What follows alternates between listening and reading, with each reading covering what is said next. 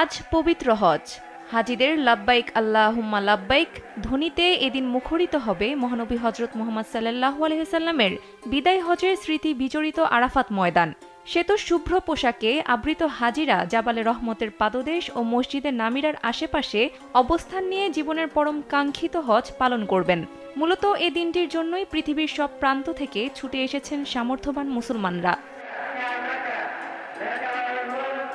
Saudi বর্ষপঞ্জি অনুযায়ী ৯ জিলহজ পবিত্র হজ, ইয়াউমুল আরাফা বা আরাফার দিন।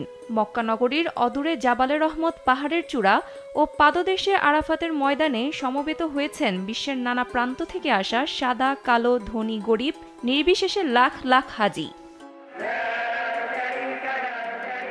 লাখো কণ্ঠে আরাফাতের ময়দানে আজ ধ্বনিত হবে লাব্বাইক আল্লাহুম্মা লাব্বাইক, লাব্বাইক লা শারিকা লাকা লাব্বাইক, ইন্নাল হামদা ওয়ান নি'মাতা লাকা ওয়াল মুলক লা শারিকা লাক।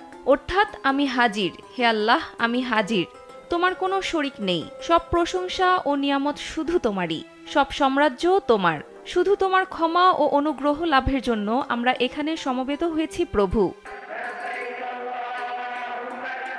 ধারাবাহিকভাবে ধর্মীয় বিভিন্ন আচার অনুষ্ঠান পালনের মধ্য দিয়ে মূলত হজ পালন করতে হয়। হজের একদিন আগে হাজিরা মিনায় পৌঁছান।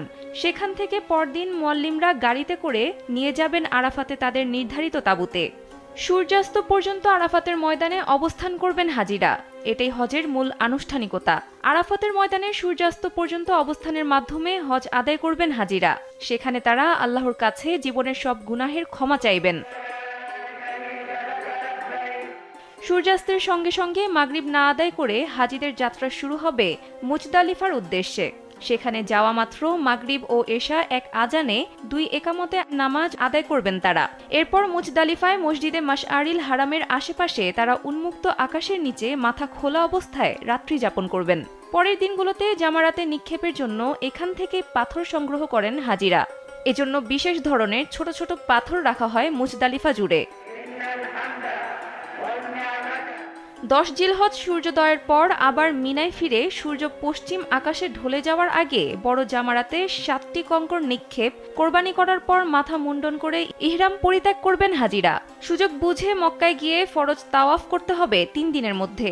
১১ ও ১২ জিলহজও হাজিদের সূর্য পশ্চিম আকাশে ঢলে যাওয়ার পর ৩টি জামারাতে ৭টি করে মোট ২১টি কঙ্কর নিক্ষেপ করতে হবে।